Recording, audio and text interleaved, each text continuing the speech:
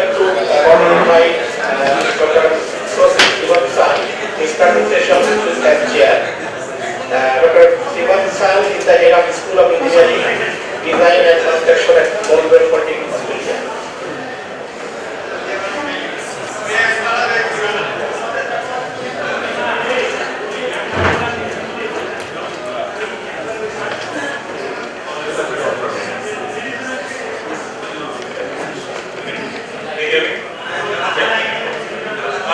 Thank you very much for coming today. So this is Seminar-5, which is TVET for Global Competitiveness. Presenters here. Selection of presenters from Norway, Singapore, Turkey, and Dhaka. So it will be promised to be a very interesting presentation.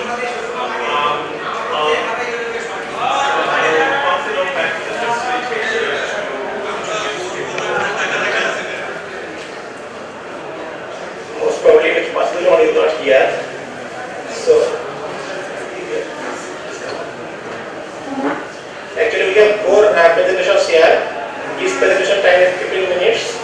After presentation of this paper, the floor will be open, and you will, all of you I think will join the discussion. Now I would like to request Professor Vasudhara Rahman, Lord University in Norway, to present this paper. The title of this paper is Integrated and Creative Human Capital for the Development Goals, the Nordic Experience. Mr. Rahman.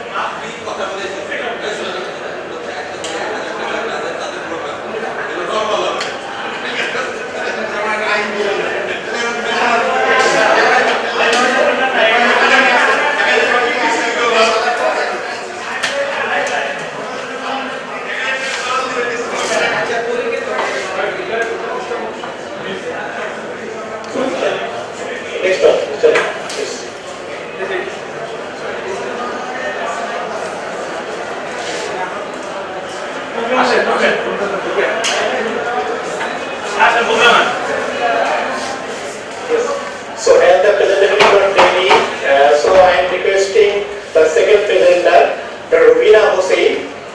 She is the Managing Director of Institute of Hotel Management, President of Industry Skills Council for Tourism Hospitality. So Ms. Hossain.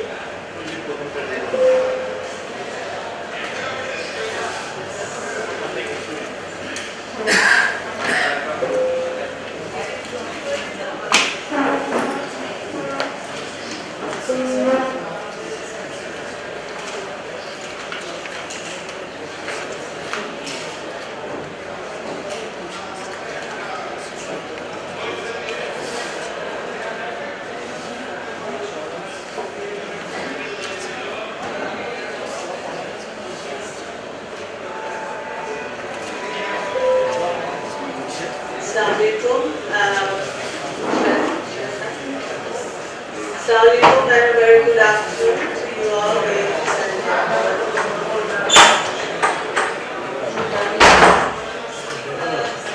distinguished guests, respected reception chair, facilitator. This is my paper, research paper which I'm going to deliver today. But before I deliver, I would like to tell everybody that it's been a journey since 2011 when the skills policy was established. And when I became the master trainer and industry assessor on competency-based training, I did it as a trainer myself because I own a training school in hospitality management. And I did it for my own trainers and for myself and for delivery for my trainings, so that they could be appropriately placed. Because this is a very critical issue in Bangladesh, where people are placed, human resources they are not appropriately placed according to their competencies. So it's very, very important that we realize, and I have done a study on the importance of the human resources development.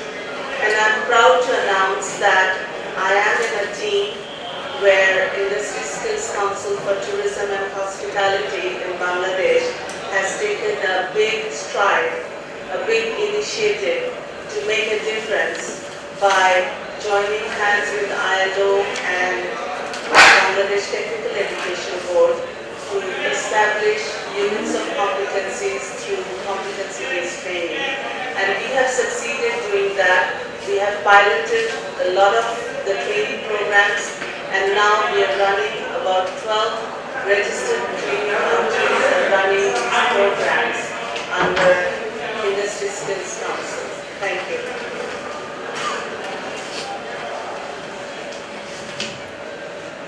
With the importance of human resources identification, it is very important that we know the difference between demand and supply and how important it is, and also the selection of the right person for the right job, appraisal of the employees and job placement.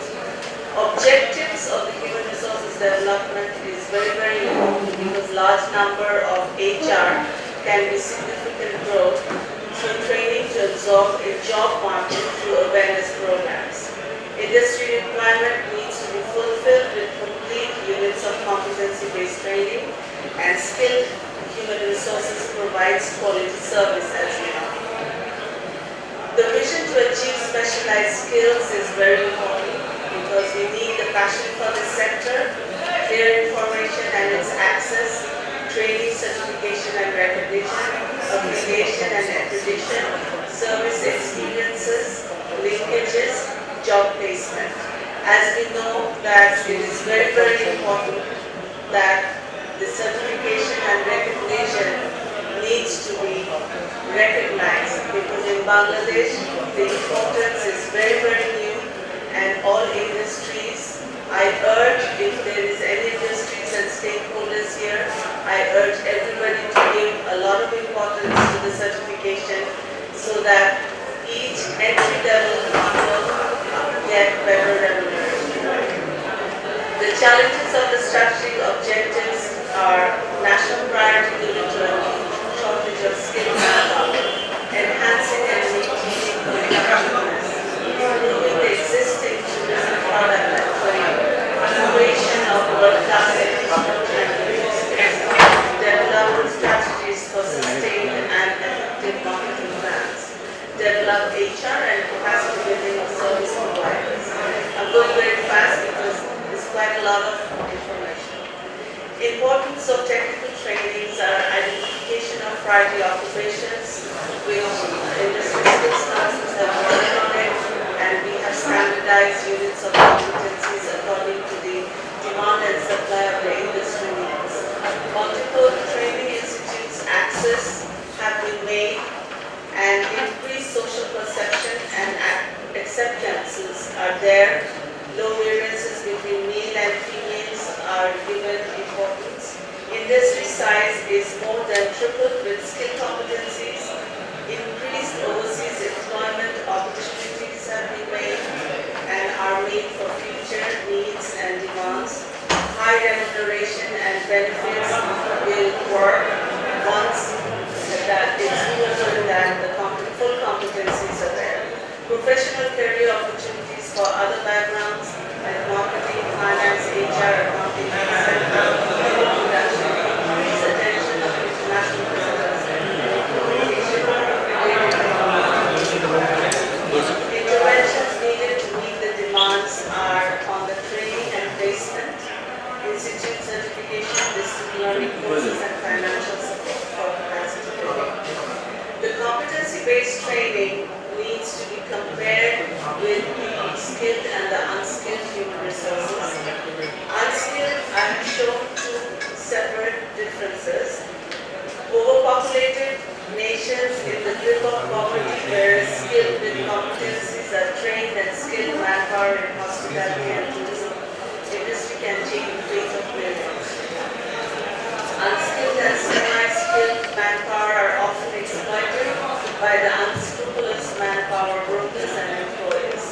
earn millions of dollars both in terms of inward remittance by the skilled migrant and foreign direct investment in tourism sector. Lack of skilled manpower and gap between tourism and hospitality. Others barriers which are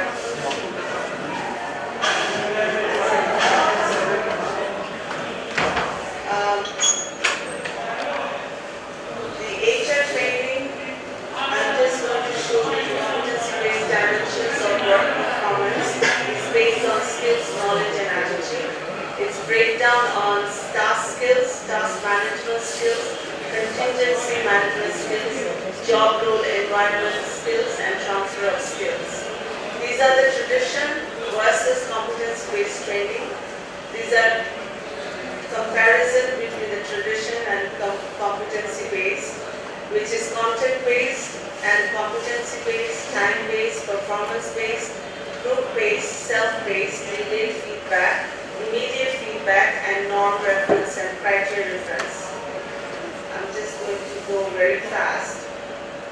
The key features of competency-based training is basically outcome-based, industry involvement with recognition of prior learning, modularized, self-paced, competency assessment and criteria reference, flexible delivery, widely recognized and standards-based.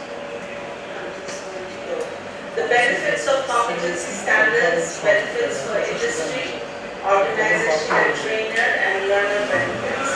All are different. These are given in separately by research work. Due to time, I'm just skipping I showed the difference between the traditional competency and the industry job. I already mentioned the traditional and the competency. The industry job placement is skill subsector based, fully competence based, individually based, performance feedback, subsector occupation, standardized, and industry demand immediate need-based oriented. I've just shown you differences. With the CBT, the efficiency level goes up, persistence, reliability, customer focus, adaptability, flexibility, independence, teamwork, responsibilities, and attitude. That is knowledge, skills, and attitude, and performance based.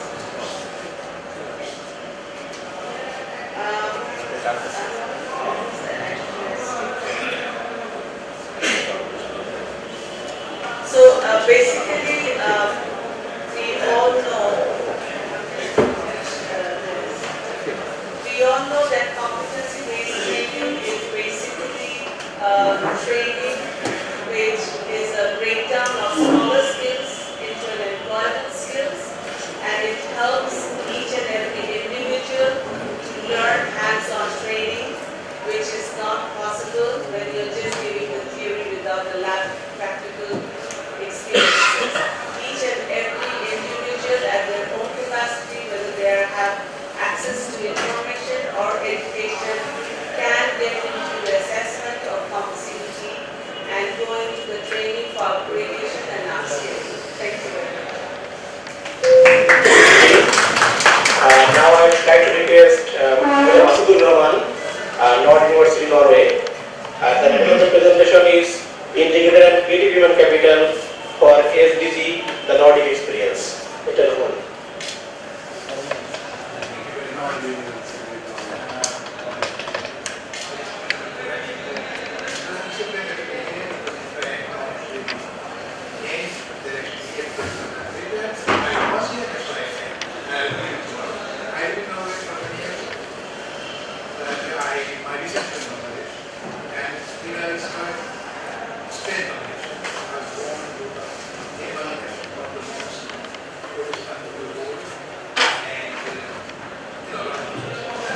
Like this.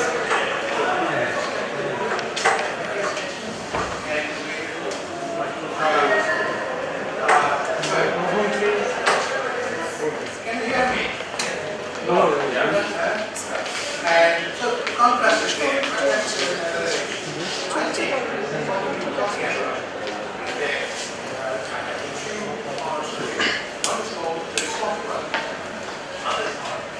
not for the listening, I mean, why intervene for speed training is so important, the importance of the right of capability, and second hard part is what we do about it. So I will give more emphasis on contributing and then that way, on the lesson of Nordic countries, the Nordic countries, sociological development. In my experience, these Nordic countries can show there can be more dimension. I don't mean to say all these countries, because one can follow any country just step by step. There's, population, culture, history, nationalism, everything. But the state has a social element, social economy, there. Norway, under the views that we have been saying, that poor countries like interestingly, what happened on operating pianist of them over the following some very simple rules. Two words are there. One is called adaptability, another is called adjustment. Adaptability is that it's always managed to adapt to the changing situation. What is changing? So you have to change those changes and what we call about innovation. And second adjustment is again, change place, change again, change place. Then you have to adjust to the change situation once again. And different type of skill for different games. So, I will give now some, again, the Bangladesh has this problem, of course, there's very strange situation, lot of academics, they don't have jobs. Why? There are lack of skilled workers in Bangladesh. That is quite strange because the country where more than are there, there's more than 12% so that case you should have get it so if they Bangladesh can really to a more scale, they can do their this is only a job, we can do their computer innovating other new devices. Anyway, I will give some examples how Norway really managed to come out of this area. Managing and using those kind of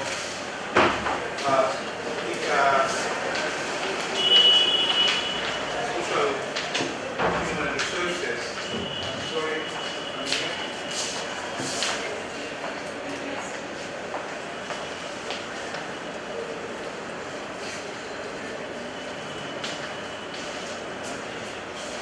If there's a sender.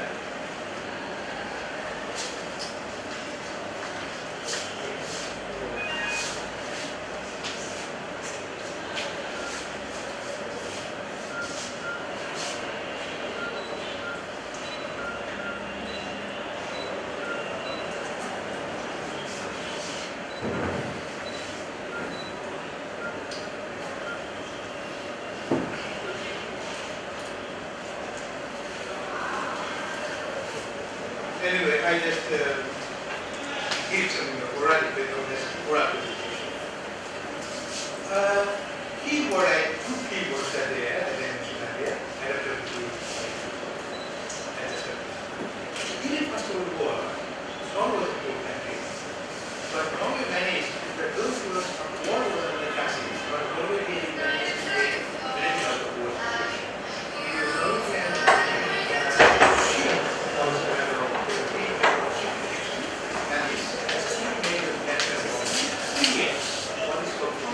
other is feeling, other is speaking. All those things will contribute to make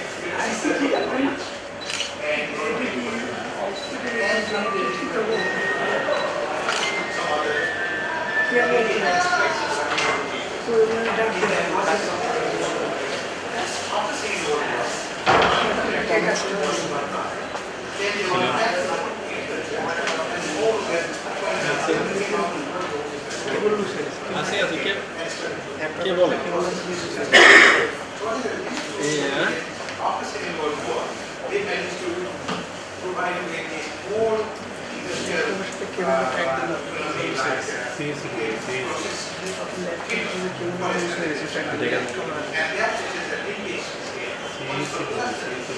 So once is there, they should explore the forest production cable and then they start producing paper, pulp, etc. Then experiment as the development that was supported by because that is small waves and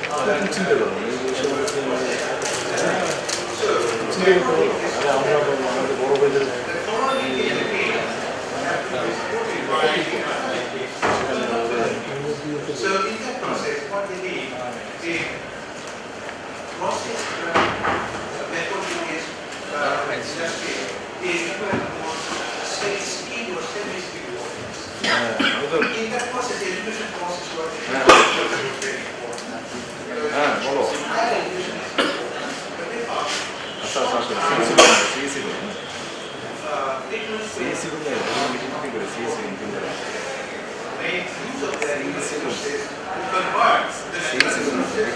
You have 5 minutes. government education policy has 3 other 4 major objectives. One is this very close to national. The industrialization is very other countries. Industrialization is very way. These interactions rate for our international and government is to maintain that interactions. So interaction, the education process is our way. Very beginning, try to teach the way to live with nature and not nature. And that is the maximum use of natural resources. So when this after the Second World War, or 60s, there was another use of support. Ultimately, we were in priority. Another way, we starting the primary, more source of foreign exchange. So if we want to save with our own way of living for foreign exchange, we have to take priority. Of course, we went for foreign industry, but they again do not have the cost of their risk to fishing industry. So we are not in favor of foreign industry, both the foreign and the fishing and the foreign industry. With foreign industry, they will depend on the foreign industry, they become their own industry. So they have to give them more priority to the speed development or backward linkage and forward linkage. At the same time, the mental one not only we want to give 5 ways to the technical educated people. They are really hard. In most of the countries, the technical educated people are technicians, they are more. Today, they are more. They will have that. They are very private sector that money goes down. So they are becoming national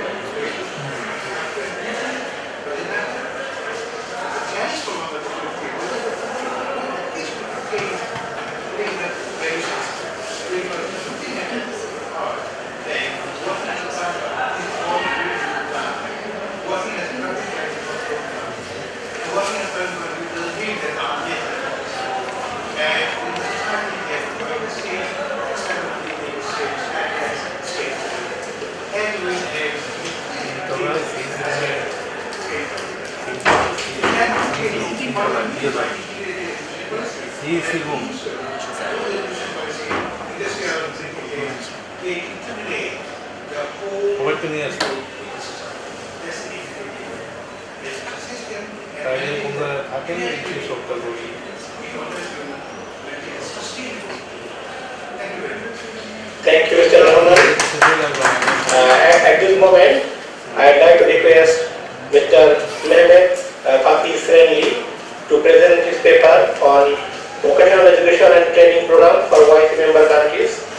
It will be noted that Mr. Srenli, the Director of Training and Technical Cooperation Development at the Statistical, Economic and Social Research and Training Center for Islamic countries. It's a subsidiary organ of the OIC in Ankara. Mr. Sren.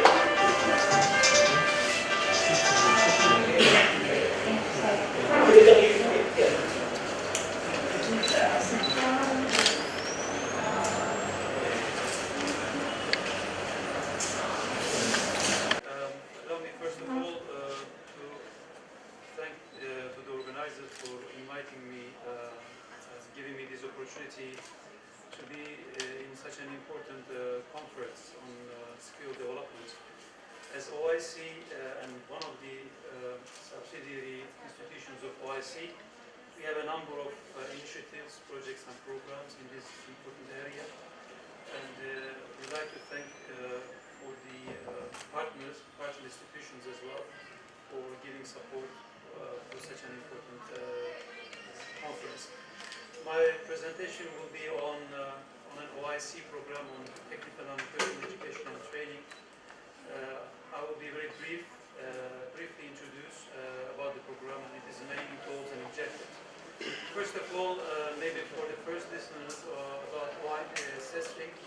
CESIC is one of the subsidiary organs of OIC, the Organization of Islamic Cooperation, which was founded in 1978 and located in Ankara, the capital city of Turkey. Our center has three mandates, which are statistics, socioeconomic research, training and technical cooperation. Our center is the main statistical institution within the entire Islamic world, which is accredited to the UN Statistical Committee. And we are collecting statistics on various socio-economic areas. And we are preparing analytical reports for decision makers to facilitate the international decision-making process through different OIC fora, the commission meetings, and the ministerial conferences, and so on. We are also a training institution providing training support for the member states, and we are the focal point for OIC UN coordination activities in technical cooperation area.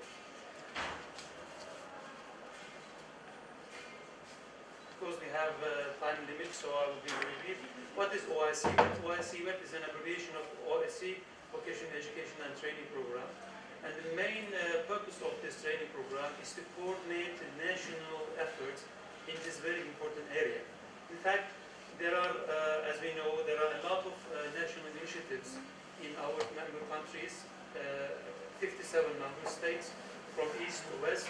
However, these efforts, they are not really coordinated, and there is not much cooperation among member states to share the knowledge and experience in skill development, vocational education and training. So, considering that skill development is one of the developmental gaps of our communities, our member states, we decided to develop an international program, an umbrella program for all member states as well as the OIC institutions to bring together different efforts and to create synergy for more partnership and progress. The program was launched under the COMSEC Economic Summit, which is the Commercial and Economic Standing Committee for Economic and Commercial Cooperation of the OIC, with the presence of the leaders of the states and government in year 2009 in Istanbul. So it was very, highly welcomed and recognized by the high-level decision-making within OIC. And the specific objective of the program is to provide the exchange of people involved in TVET through member states to increase the placements in enterprises. So one of the missing, factor in international collaboration was the mobilization of, people involved in TVET. So in fact, we have studied the European experience, the European experience of Leonardo da Vinci program, and we find out that, they managed to increase the placements in the enterprises through their international mobility program. So that's why we identified one of the key priorities of the program to exchange Secondly, to transfer the innovative practices among the countries. So some countries, they are comparatively developed and they have the capacity, and some countries, they need to develop the capacity. So, and using the South-South methodology and triangular cooperation, we, aim to match the capacities of different countries to develop the innovation capacity of individual countries. And thirdly, to increase the cooperation among the TVET institutions and to enhance already existing, cooperation, and also to advance the transparency and recognition of qualifications and competences, and to support the development of ICT-based content and services and pedagogies. The basic structure of the TVET program, we have three main areas. First, the translation and innovation projects. Secondly, translation exchange projects, and training networkings. Under the exchange project, we have different type of exchange projects which are for professionals, for workers, and for university students. Thank you, Mr. Chair, for reminding me. And the basic governance is that we have a monitoring and advisory committee, which is comprising of the national focal points of member states, and we have the executive OIC organ. CESIC is the OIC organ to execute, and we have the national focal points. And under the program, we have four major strategic objectives: capacity building, transfer of knowledge, skill development, and networking. I will give you some information and some examples of this. Under the capacity building program, this is to facilitate the mobility of professionals working in dominantly in government sector, but also in enterprises and NGOs. So at the moment, we have 27 different capacity building programs, from statistics to health, agriculture, environment, tourism, and so on. Almost in every sector of the economy and society, we have a capacity building development program, which is to facilitate exchange of knowledge and expertise among the institutions. And the number of the programs and the individual activities are increasing year by year. Under the skill development, we have several projects: skill development for youth employment, to engage youth in skill development activities, ISMEC Master Training Program, and International Student Internship Program. For transferring know-how innovation, we identified key partners nationally and internationally to transfer innovative practices from one country to another. For these, we first of all diagnose the need in a specific country. We formulate the best approach and the best project, and then we identify the partners, allocating the necessary resources. We are transferring now innovation from one country to another.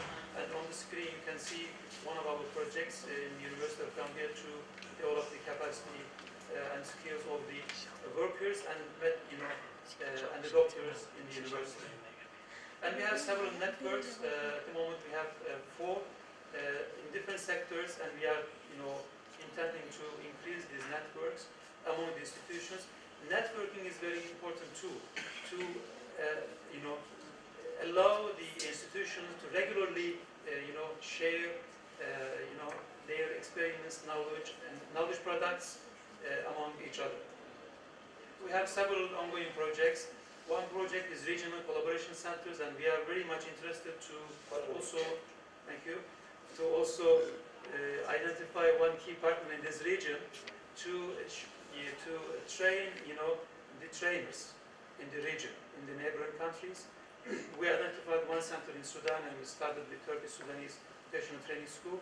We are expanding our student internship program internationally, and we are in fact scaling up this project to cover several countries. Also, we have one project in the Islamic University of Uganda to establish a vocational training and business center. And lastly, Mr. Chair, with your permission, our program had foreseen two phases: pilot and full-fledged implementation. So we almost completed the pilot phase. In the second phase, which is the full-fledged implementation of the program, we are seeking forward to engage all the partners in the region. So for this, we had organized a workshop on TVET in white member states, and we had okay. Let me complete, Mr. Chair. And we had established 4 working groups to prepare a strategic roadmap for the region. And I would like to take this opportunity to invite all the partners on this table and also planning the conference to participate and to join their efforts with us to enhance the theoretical capacity of member states. Thank you very much. Thank you, Mr. Sirenli. Our last presenter, Mr. Soon Tatsfa. Now I am requesting Mr. Fa to present, Mr. Soon, to present his paper on TVET for global competitiveness. It may be noted that Mr. Soon is the Deputy Director, Industrial Design of Nanyang Polytechnic International, Singapore. In 2009, he got the Public Administration Medal from the Government of Singapore. So I'm going to take it to...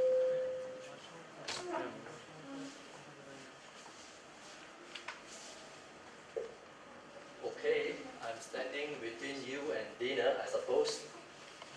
Okay, thank you very much, Chairman and honorable fellow speakers. Good to be here today to share with you TVET for global competitiveness. I'm sharing from Nanyang Polytechnic experience. Now, very quickly, what I'm going to cover this afternoon is very quickly point 1 and point 2, which very much the keynote speaker has covered this morning. The world is changing. Automation, robotics, etc. has begun to take over jobs, etc. So there's a gap between industry and education, especially TVET education. So the key question is, what are we supposed to do? And for this presentation, I will be sharing with you what Nanyang Polytechnic experience is in bridging this gap. Very quickly, to just recap what we covered this morning, the world is changing. We no longer use a fixed handline anymore. The world is changing. We no longer post letter anymore. The world is changing. You no longer go to a shopping mall to do your shopping. You just do online shopping anymore. Now, in short, we call this a VUCA world. You know what's VUCA? V-U-C-A. VUCA stands for volatile, uncertain, complex, and ambiguous. Now, this VUCA, in fact, is a new norm for us today. Look at jobs. Assembly workers has been replaced by assembly robots. Bricks layers has been replaced by, look at this, robots that can really lay bricks. Even teppanyaki chef is begin to be replaced by a teppanyaki chef robot. Delivery men become delivery drones. And serving waiter or waitresses. Now this picture is taken in a local restaurant in Singapore. This has begun to take place already. So what are we talking about? We are talking about really between now and tomorrow and day after tomorrow, if our training, especially TVET's training, I'm just echoing what we heard the keynote speaker mention just now. If TVET training does not progress, does not change with time, we will be just left behind with that good old school bag. Now we are talking about smart factory under the 4th industrial revolution now. Alright? We have to progress, we have to go along, we have to swim along with this tide. We can't go against the tide. And swim along with this tide, this IFTF has identified 6 key drivers, among many other things, 6 key drivers, what are driving so-called skills and learning. Due to time factor, we are not going to enter into each of these individually, but very simply, just note this. You can Google this IFTF 2011 for further information, but the key point behind it is education today is no longer like what you and I has gone through yesterday. Education today is no longer what you and I have gone through. If you and I have gone through blackboard, no, it's no longer blackboard. Okay? And McKinsey has identified 12 disruptive technologies. They employed the term disruptive. We all understood what disruptive means. Disruptive, it means, put simply, it's a sudden change. Put simply, it is a sudden applications of new technologies. Among others, advanced material, 3D printing. All these are already being realized in our daily life already. Are we exposing our students to all this? And the World Economic Forum has done this survey on the top 10 skills. In 2015, line up there, top 10 skills, complex problem solving, etc. Compared to 2020, they said these are the top 10 skills needed. I highlighted the 2 skills on both charts in red arrow to show you 2015, number 6, quality control and active listening is no longer seen in 2020, replacing them emotional intelligence and cognitive flexibility.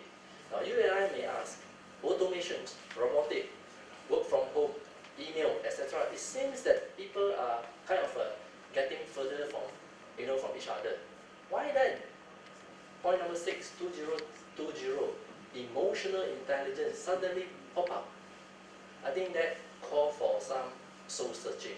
Does that mean even in such society in the future, we need to train, we need to impart, we need to develop students' EQ or emotional intelligence even stronger so that they can survive in that environment? I think that is the question. So, I think we ought to change. If not, like what the old saying said, change or be changed. So, we need to ask some key questions under this TVET training model. How might we train to produce the best graduates? What are the elements of an effective and inspiring teaching and learning environment? How do we know our teaching and learning process is working? How can latest emerging technologies be deployed and taught through the curriculum? How can we develop TVET institutions that does not stand still but continue to change with time? I think we all agree we must change. We must change to be market-driven. We must change to be adaptive. We must change to be responsive. We must change to be relevant. We must change to be effective. Therefore, how then can we be globally competitive? I think the short answer is this, or the simplest answer is this. We should transform from school-centric model to a sustainable and relevant TVET model. So under this, I think 3 important elements. Connect with the real world, strong capabilities, ride the wave of change. I share with you Singapore's story. Very quickly, we don't have time to delve in this. Very quickly, Singapore gained independence since 60s, and then it went through these progressive stages of industry development or economic development. From labor intensive to skill intensive to technology intensive to innovation intensive, knowledge intensive, and right now digital intensive. Nanyang Polytechnic, if you can see from the back there, was established since 1992, has been riding this wave. Our courses, our program, our content, our curriculum, all are packed against, or rather all are packed to meet all these developmental needs. And to do this, we have this teaching factory model. What is the teaching factory model? Teaching factory model is actually modeled after a teaching hospital. Now, teaching hospital means there is students, there is professors, there is doctors, there is hospitals, there is university, medical school.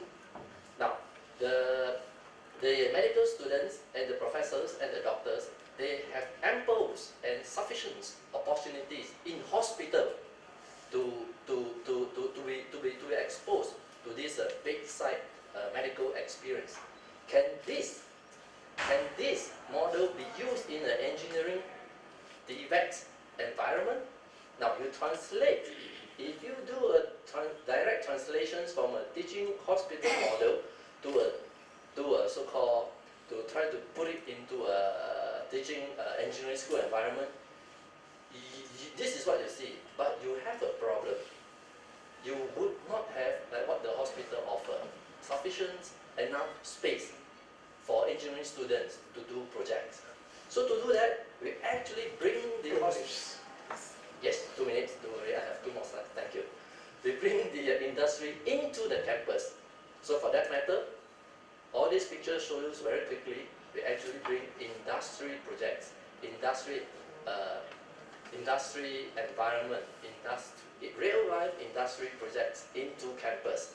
So these are 8 fundamentals of teaching factory. Very quickly, it must be real life, it must be industry based. To do that, you must have the environment to attract them to come into you. I run through quickly some of these pictures to show you a quick taste of what over the years teaching factory has materialized in our campus. You can see all these are real life system, automated system built, commissioned and built for the industry. So we have a technology center. So as automated assembly machines, even our MRT, our so-called underground mass rapid transit system, the fare gate, that is also done by us. So in short, teaching factory, the pedagogy is marrying teaching and learning environment, enhanced learning, and it developed not only student capability but staff capability. So for that, in short, due to time, I can only say teaching factory in Nanyang Polytechnic is the bridge, is the key that really make our training relevant and produce graduate that is world ready. Thank you very much. Thanks, Mr. Sun. Now the session is open. So I think many of you will discuss. Firstly, you will introduce yourself. Then you may ask questions and discuss on any issues. So now the floor is open for all of you. Thank you.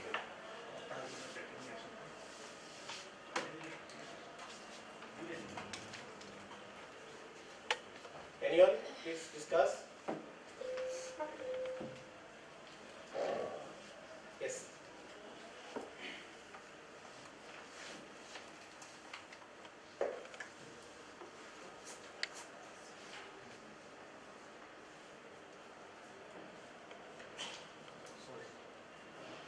Thank you so much for the last presentations on teaching hospital. I like the concept that you presented about the teaching hospital. However, as you have said, that the problem, the challenge is the size of the project will not be similar to what the teachers in the teaching hospitals they are getting, or the students they are getting. How you are managing the size of the project with the engineering students in your teaching hospital?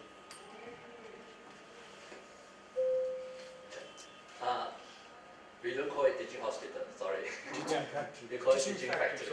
Alright. You're talking about project size, right? Yeah. Now, first of all, they are all real-life industry projects. To be very honest and direct, answer to that question is, there is no discount in size. So how do we kind of able to receive such huge size of project in campus? Due to time, I did not have time to go into that so-called framework. Now, you ask yourself one question. When a project comes to you, you must be ready to receive it anytime throughout the years. Am I right? Therefore, based on that understanding, your system, your curriculum, your timetable arrangement must allow for year-long project student so that you can receive it anytime. A client come to us, say, I want to do this automated system, this automated line, we are ready because we have project student there. So when it comes in, because of a year-long available of a project student, we can receive the project and do it throughout the semester without having to worry, oh, this is vacations, I don't have resources, I don't have support, I don't have capacity to do it. So to answer you, the short question is, there's no discount in size. Our system has gone to the factory, has been running 24 hours, has even exported to overseas, and it is proven, our capability has been proven based on it. I hope I answer your questions. Thank you. Any more person? Now I will request Mr. Shyamapathan Bebari to tell something. He is also one regarding the issue. Mr. Shyamapathan Bebari, Project Director for the Stipend Project, Ministry of Education. So So, good afternoon. I am Shama Prasad Bapari, Project Director, and I am working as the Joint Secretary, Ministry of Education. So, I am very happy to observe, to enjoy the presentation. It's very nice, especially from the Singapore, and also I have the presentation tomorrow. It is like this. That is the innovative idea. The mic is off.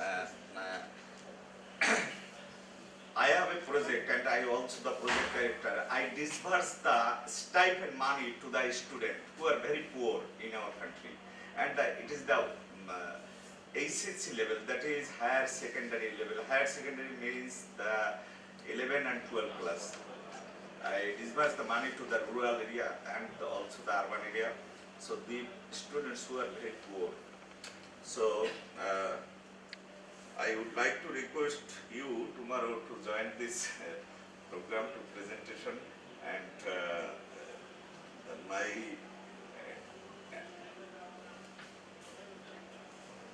my idea is that I disburse the money, not only the money to the student, but also I provide the training. This is my innovative idea. So we can provide the training to the student. It is very few in TVET or skill development, through skill development program. But my thinking is that if I provide the training to the student who are in general education, so for 3 months non-formal education training, so it will be helpful to earn the money and to lead their life smoothly. So this is my tomorrow you are cordially requested, all the participants are requested to attend my seminar and to enjoy very much. Tomorrow at 11:20. Thank you very much. Thank you, Mr. Bekmari. Here. Anyone? Yes. Anyone to discuss? Yes, it will be discussed in detail tomorrow. Firstly, introduce yourself, then discuss. My name is Bay Su. I'm from the Seminar-5 TVET department in Haiti. I'm from Cameroon. The presentation from Mr. Smuta is yesterday I observed, I was looking about the report on the design of engineering education materials. There was a big exhibition in Kazakhstan. So I discovered one company, I was following that company, and I reached in the University of Essen in Germany, and I saw this concept for the first time yesterday night. I was preparing to come here. I'm very happy to see what's around. I was showing the concept of this concept of the teaching factory, and the company was trying to design all the factory materials to provide to the university. But now, what we are seeing there is a high level, but how to implement for the medium size? Because when I saw the design, it needs more money. But how is can transfer this model with the less investment? Is this possible? Is there any company in the world who's designed for medium-sized company this concept?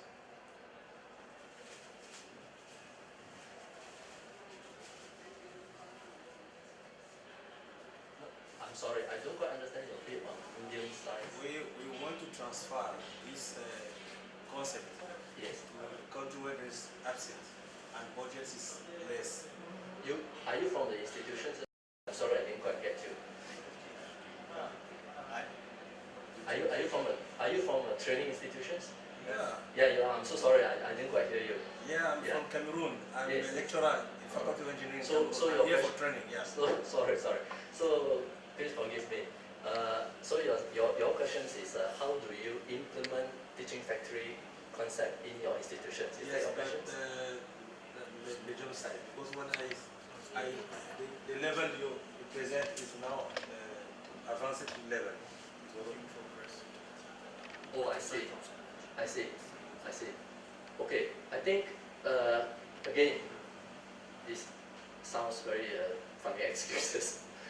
Due to time, we did not have time to go into how to implement this quickly. I think there are a few key elements you must consider. Number one, staff capability. Staff capability are we ready to receive, to kind of to receive and conduct all these projects? Now, don't forget, when the project comes in, the students are involved, but still they are led by staff member like you and me, lecturer in the school. So we are the one that really leads them. Okay, don't forget. So first questions, capability. Is our staff ready?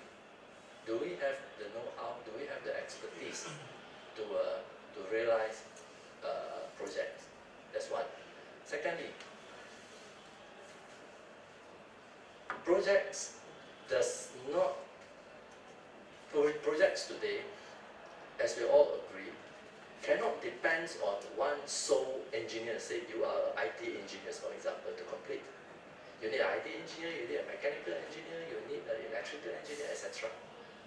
Meaning which you need resources from different faculty or different department.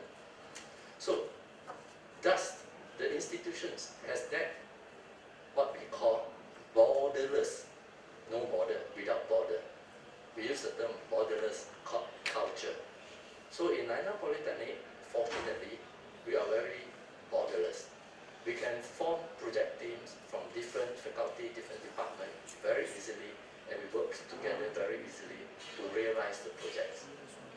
Because from top down, there is no such thing as protecting your own turf. From top down, it is everybody see this is for everybody's good in terms of staff capability as well as student capability development. So you must have that concept, borderless. I mentioned first of all is capability, secondly is borderless concept. So I think the other thing I mentioned just now is capacity. Do you have the student all year round to really work on it? So these are the few elements you should think through. Lastly, of course, is culture. I mean, be it a company, be it an organization, be it a polytechnic, be it an institution. Do you have the culture to really want to realize this? Alright, so in brief, I hope I answer your questions. Yeah, thank you. Yes, please.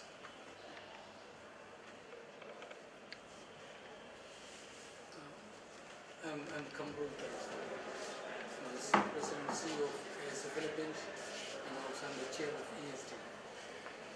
My question is to Professor Masud Rahman. We're very unfortunate that we did not see your presentation. But anyway, in your oral presentation, you mentioned the changes of Nordic society. They did not change for the others, but for their own society. And their change was in accordance with nature. You change, but don't change or don't destroy your nature. Then you also mentioned about adaptability and adjustment. I would be grateful if you could elaborate more how this adaptability and adjustment can play in human capital, human development, without damaging your nature. Thank you very much for this question. I am really glad that you asked this question because it was in fact implicit in my question because of lack of time we couldn't do it, and unfortunately we didn't have the PowerPoint there. Anyway, it's good. It is, when you adapt to the situation, adjust to the situation, first of all, I think it's natural. When this interaction with the nature, our social life, what we talk about organizing our everyday life. It is an interaction process with both nature and social environment. So social environment, everything keeps on changing. Industrialization or whatever development, that means some sort of disruption in that whole interaction pattern. So challenge is to maintain that. That's what. So in order to adjust the situation, when that now the example first I gave, when this the processing of, for example, natural wood forest, then in order to prepare, for example, paper industry, you have to cultivate. Then you got to have some sort of limitation on how much Norway have, how much they will cut. I mean, there are some areas. For whaling, many countries, Norway is a country who still continue whaling. Then there is a question, why? Because that's also more, except few countries like Japan, Iceland, Greenland, and Norway. These four countries, they are still for whaling. But Norway says that it is also maintaining the natural balance. So they are killing only 100 whales a year in order to keep the balance. Because if too many whales are there, then there will be lack of other fishes because they live on other small fishes. So if they keep on, don't kill 100 or 150, 110 whales, then they will be losing their way of traditional living. They lived on fishing for thousands of years.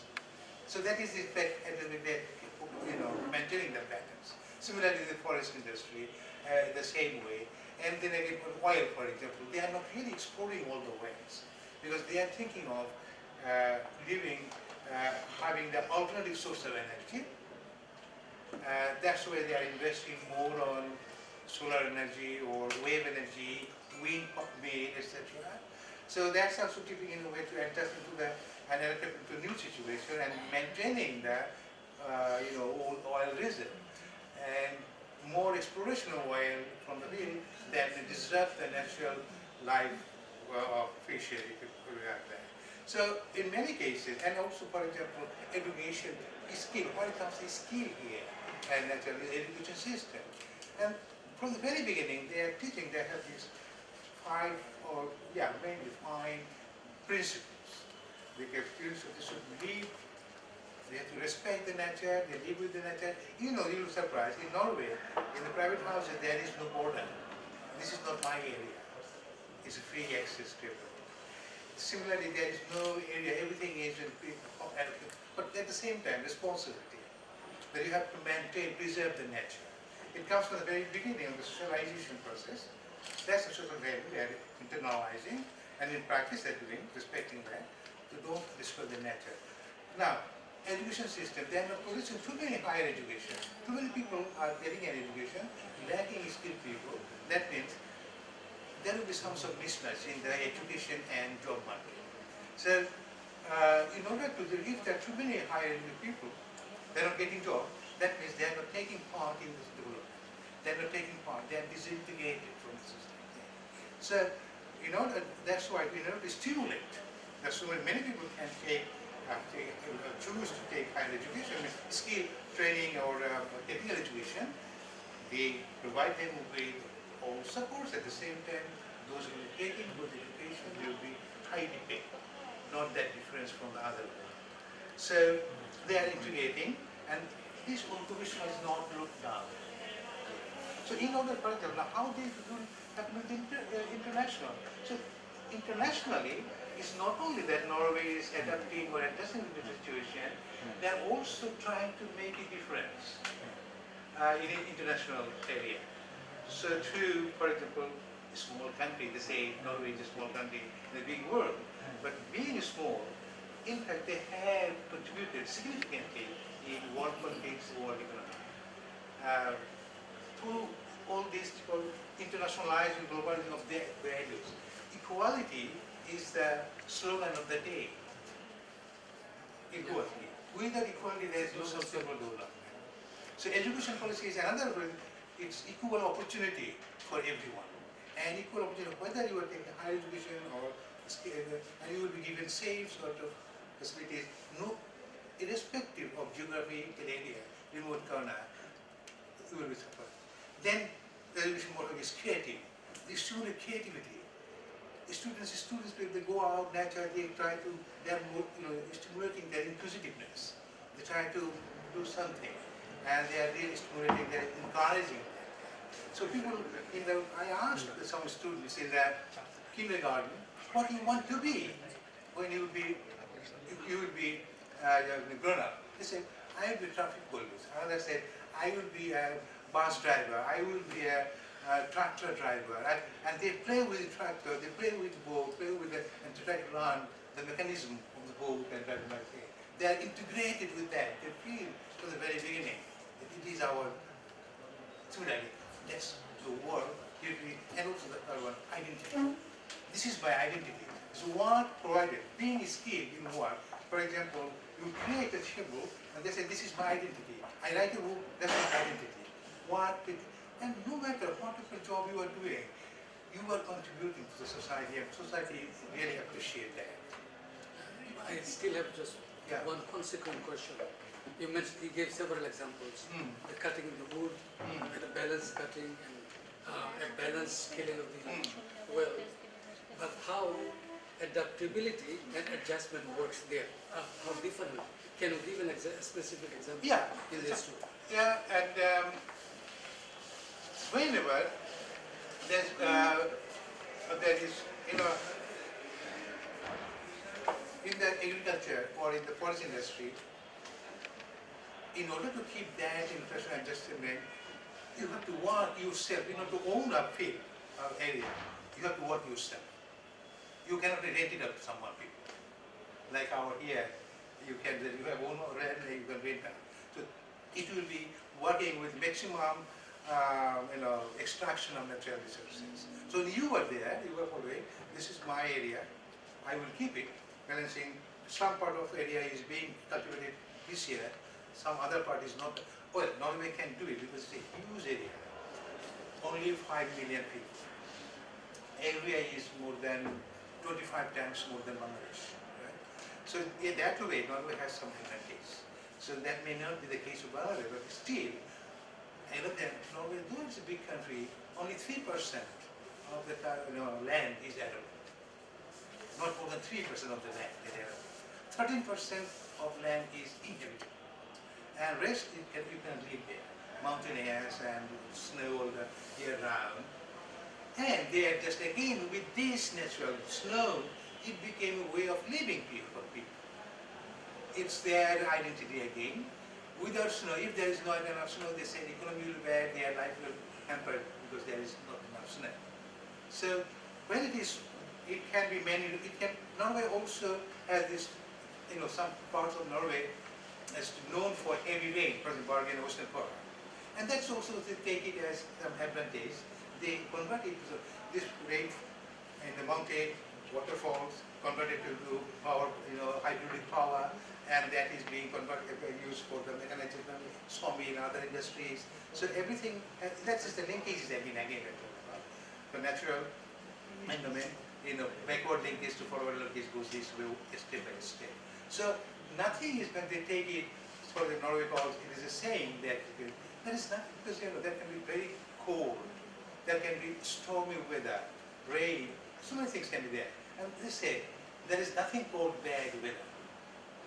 It is only bad clothing. Bad clothing. If you are properly dressed, there is nothing called bad weather. So they are prepared for that, and they can work, never matter, maybe it is 30 minus outside, they are working. So they adjust to the natural situation, it doesn't matter whatever it is. So even astronomy that they go out to the seas, fishing, and adjusting to the new way of fishing, and making use of fish. For the fish product also, they are, not only they're fishing, they are making also, wastes from fishing, they convert it to powder, that can be used for the food of the fish. So it goes on and on again. And then, so they again adjustment and also adaptability, international opportunity, because Norway have this, they have taken it, they can compete in the international market, because you have been, you are asking there's international market, and because they think that they cannot cannot really compete in the cheap because cost of production is very high. So what they go to quality. Doesn't matter what is the price. Norwegian salmon is being sold everywhere in the world. In Dhaka, West End, or other restaurant, you have a big hotel, they will say salmon from Norway. Right? Or whenever you are, salmon Norway. Cod was very cheap. When I went there in Norway first time, it's very cheap.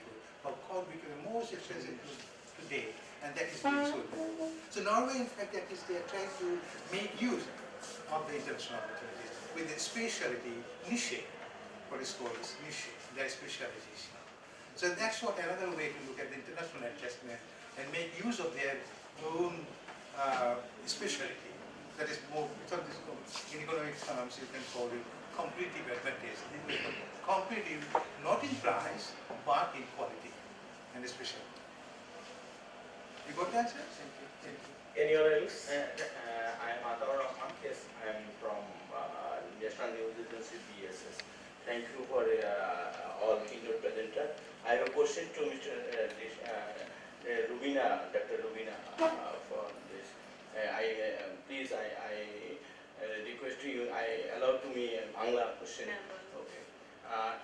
বাংলাদেশে বর্তমানে আপনাদের যে hotel management হসপিটালিটির উপর যে institute আছে কয়টি এবং 2030 সালে বাংলাদেশের এই এসডিজি গোল বাস্তবায়ন করার জন্য এই ব্যাপার মানে কতগুলি ইনস্টিটিউট হলে আপনার এই দক্ষ স্কিলের যে পরিমাণটা এই বিষয়টা আপনার কিনোর ব্যাপারে যদি আরো একটু ডিটেলস থাকতো তাহলে আমাদের জন্য আমরা যারা মিডিয়া কাজ করি তাদের জন্য আরেকটু সুবিধা হতো লেখার জন্য। তো প্লিজ আপনাকে যদি একটু বলেন যে আপনাদের এই যে যারা নাকি এই হোটেল হসপিটালিটি এন্ড ট্যুরিজম ম্যানেজমেন্টে পড়তে চায় সেই ব্যাপারে বাংলাদেশে 2030 সাল নাগাদ মানে কতগুলি ইনস্টিটিউট দরকার হতে পারে, how many institution will be establishing as duty. ধন্যবাদ। আমাদের ইউনিভার্সিটি এখন 12টার মতন যারা ট্যুরিজম অ্যান্ড হসপিটালিটি ডিপার্টমেন্ট খুলেছে, আর প্রাইভেট সেক্টরে আপনার বেশি না, কিন্তু একদম হাতে গোনা। ট্রেনিং ইনস্টিটিউট আমরা যদি বলি যে কারা কারা দিচ্ছে, কিন্তু আদৌ কি দিচ্ছে কিভাবে? কারণ আমাদের যেটা এডুকেশন সিস্টেমটা আছে ইভেন ইউনিভার্সিটি লেভেলে, আমাদের যদি ল্যাব ফ্যাসিলিটি না থাকে, আমি 90% থিওরি দিয়ে থাকি, এখন তো সার্চ ইঞ্জিন থেকে আপনি কিন্তু সব তথ্য পেয়ে যাচ্ছেন। আমরা থিওরি নিয়ে যদি টানাটানি করি আর আমরা প্রাধান্য না দিই হাতে কলমে শেখা, তাহলে কিন্তু আমাদের প্রবলেম হবে। আর সাস্টেইনেবল ডেভেলপমেন্ট গোলের জন্য আমাদের skills and employment is the critical issue, because আমরা ইন্ডাস্ট্রি স্কিলস কাউন্সিলের মাধ্যমে রিসেন্টলি এশিয়ান ডেভেলপমেন্ট ব্যাংকের সাথে সাইন করেছি, প্লাস প্রাইম মিনিস্টার্স অফিসের সাথেও সাইন করেছি। But it is very very important that এই কম্পিটেন্সি বেসড ট্রেনিং যেটার কথা আমি বলেছি, দক্ষতার মাধ্যমে নিজেকে প্রমাণ করতে হবে। আমাদের ছেলেমেয়েরা কিন্তু পাশ করে কলেজে চাকরি নেই, চাকরি কিন্তু আছে, চাকরি যথেষ্ট আছে, কিন্তু চাকরি কি আদৌ কম্পিটেন্ট এনাফ নাকি? আমরা অ্যাপ্রোপ্রিয়েটলি প্লেসড হচ্ছি না কেন? কারণ আমরা যেই চাকরিটা আমরা অ্যাপ্লাই করছি ওটার সম্বন্ধেও কিন্তু কিছু জানি না। আমরা কি দক্ষতার মাধ্যমে করছি? আমি কি নিজেকে যাচাই করছি যে ওই চাকরিটা আমি ফুললি কম্পিটেন্ট, আমি কি অ্যাপ্রোপ্রিয়েটলি প্লেসড হচ্ছি? মোস্ট অফ আস কিন্তু একটা এমার্জেন্সিতে যেই চাকরি পাচ্ছি ওটা নিয়ে নিচ্ছি। আমার দক্ষতা ওই চাকরিতে আছে না নেই এটা কিন্তু আমরা যাচাই করছি না। তো আমরা যেটা বেশি প্রাধান্য দিচ্ছি হচ্ছে স্টেক হোল্ডারদেরকে, ইন্ডাস্ট্রিদেরকে বলে থাকি যে কম্পিটেন্সি বেসড ট্রেনিং এর মাধ্যমে যারা সার্টিফাই হচ্ছে আর রেকগনাইজড ইনস্টিটিউট থেকে আসছে ওদেরকে যেন প্রাধান্য দিয়ে চাকরিটা এন্ট্রি লেভেলে যদি দিই, বেটার রেমুনারেশন পাওয়ার জন্য অ্যাসেস করেই নেওয়া উচিত। কারণ মোস্ট অফ দ্য ওনার্স কি করে, they take advantage of the people who are just coming in with lesser remuneration, low pay. তো যেটার জন্য আপনার দক্ষতাও প্রমাণ করতে পারছে না, কিন্তু জাস্ট চাকরি পেয়ে যাচ্ছে। আপনি ইনস্টিটিউটের কথা বলছেন, 2030 এর মধ্যে আমাদের মোর দেন আই থিঙ্ক নাম্বার না দেখিয়ে ট্রেনিং ইনস্টিটিউট, আমাদের যে পলিটেকনিক ইনস্টিটিউট গভর্নমেন্ট বেসড আছে, প্রাইভেট সেক্টরে কিন্তু যারাই কম্পিটেন্সি বেসড টিওটি করছে, ট্রেন দ্য ট্রেনার করছে বা ট্রেনিজরা বের হচ্ছে, ওরা কিন্তু অনেক সিবিটির উপর প্রাধান্য দিয়ে করছে, কারণ আমাদের আন্ডারে registered training institute Bangladesh technical education বোর্ডের আন্ডারে রেজিস্টার্ড আছে। কিন্তু পাবলিক সেক্টরে যারা করছে, আমার মনে হয় স্পেশালি ট্রেনার্সদেরকে এটা বেশি করে গভর্নমেন্ট লেভেল থেকে আই উড অ্যাডভাইস পলিসি লেভেলে যেন বেশি করে ওই পলিসিতে ইম্পর্টেন্স দেওয়া হয় যে ট্রেনার্সরা সিবিটির আন্ডারে যেন পড়ায়। কারণ আমরা ট্রেডিশনালি লেকচার দিয়ে থাকি, নন ট্রেডিশনালি চিন্তা করি না। আমরা মুখস্থ বিদ্যা করে থাকি, কিন্তু হাতে কলমে শেখানোর যে রিটেনশন পাওয়ার, সাস্টেইনেবিলিটিটা যে কত বেশি, ওটা কিন্তু আমরা চিন্তা করি না। এটা কি প্রশ্ন উত্তর হয়েছে আপনার? হ্যাঁ বলেন। এসডিজি বাস্তবায়ন করার জন্য গভর্নমেন্টের যে পলিসি আছে সেই প্রেক্ষিতে আপনাদের ইনস্টিটিউটের মাধ্যমে সারা দেশে এই প্রতিষ্ঠান গড়ে তোলার জন্য কতগুলি প্রয়োজন হতে পারে? প্রয়োজন, আমরা অ্যাটলিস্ট যত বেশি দক্ষতার মাধ্যমে আমরা স্কিলস এন্ড এমপ্লয়মেন্ট দেখাতে পারি, আই থিঙ্ক অতই আমাদের সুবিধা। কারণ মিডল ইনকাম কান্ট্রি হতে গেলে কিন্তু আমাদের দক্ষতা বাড়াতে হবে প্রত্যেকটা সেক্টরে। এখন গভর্নমেন্ট, আসাদ ভাই বেশি ভালো বলতে পারবে, গভর্নমেন্টের মাধ্যমে কিন্তু আমাদের ইন্ডাস্ট্রি স্কিলস কাউন্সিল, 22টা ইন্ডাস্ট্রি স্কিলস কাউন্সিল রেকগনাইজড হয়েছে। এই 22টার আন্ডারে আমরা যদি দক্ষতার উপর প্রমাণ করে চাকরি দিতে পারি, তাহলে তো আমরা অবশ্যই middle income country declaratively will be prepared. Thank you. Thank you all. Our time finished, so we have to close now because we have another program in a hotel, so we have to close now. So now we have a few crests for the presentation chair. Firstly, I will give the crest to chair, then chair will give other crest to the presenters.